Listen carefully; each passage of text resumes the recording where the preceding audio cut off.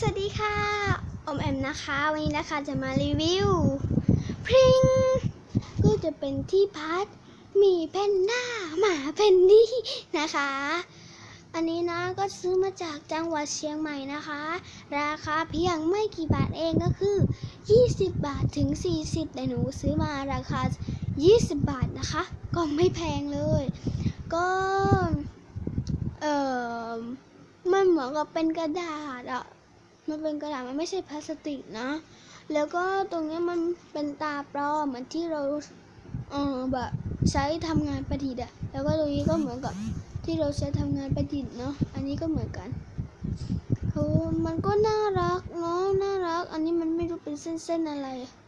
ตรงเนี้ยนะคะเดี๋ยวเพื่อไม่เสียเวลาเดี๋ยวเรามากางให้มันเลยว้าวเพื่อนของมันมีทั้งดำทั้งขาวนะคะแล้วเวลาพัดเนี่ยมันได้แร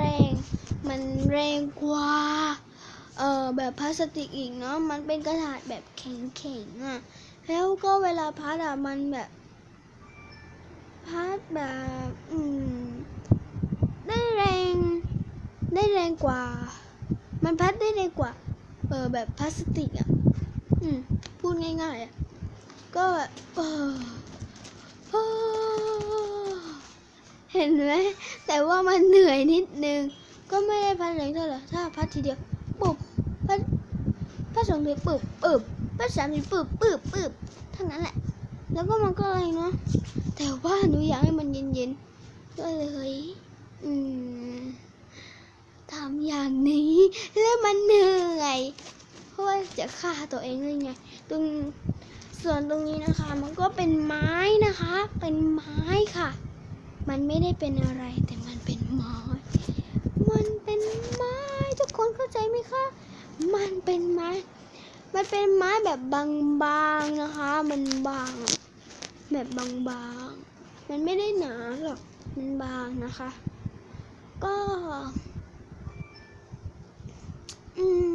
เพิ่งคงเข้าใจเนาะเพราะว่าหนูเพิ่งลงวิดีโอก็เลยไม่ค่อยรู้เรื่องในการรีวิวเท่าไหร่นะก็อย่าว่ากันนะคะก็วันนี้นะคะทุกคนลาไปก่อนค่ะอย่าลืมกดไลค์กดแชร์ข้างล่างนะคะและอย่าลืมคอมเมนต์ด้วยค่ะบ๊ายบาย